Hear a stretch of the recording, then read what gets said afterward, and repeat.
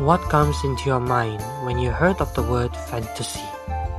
Well, to me, let's say if you take creativity and imagination and then you combine them, you will get fantasy.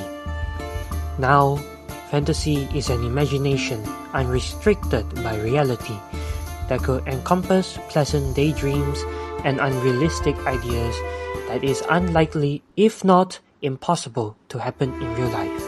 Generally, fantasy itself is not limited to these factors, and it happens to be a broad umbrella term about imaginative fiction that can evolve around the ideas that anyone can imagine.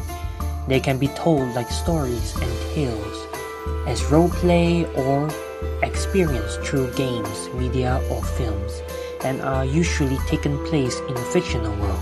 But what most people get stuck here is, how do you start a fantasy world? What could it be about? And how will it work? Well, I am Phyto, and let's dive in furthermore into the fundamentals of making fantasy.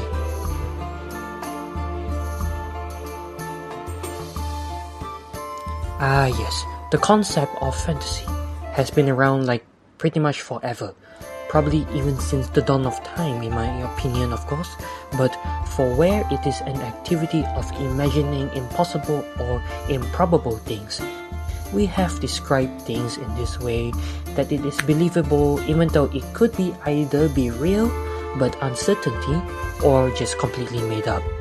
Like folklores about werewolves and mermaids to elves and dwarves. The creativeness of the mind is what makes fantasy more broad than just centered around a single pattern and variety.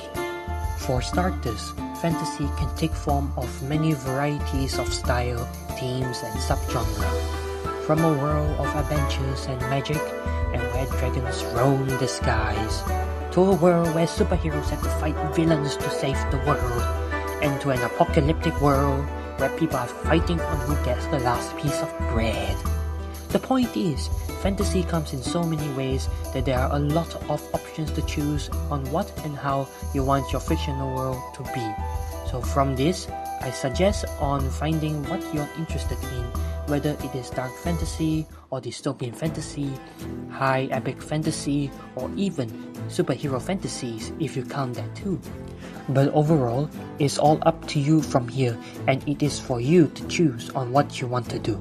But if you have one and you're still trying to figure out how or what it could be like, if you don't really know what you could put into your fantasy world, a kickstart on finding ideas is your next step.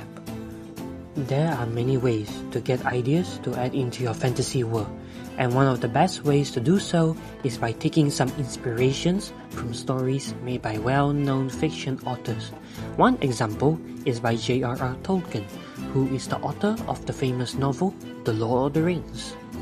Other ways include from games, especially roleplay games like Dungeons & Dragons and World of Warcraft, other places like social media, and even from films.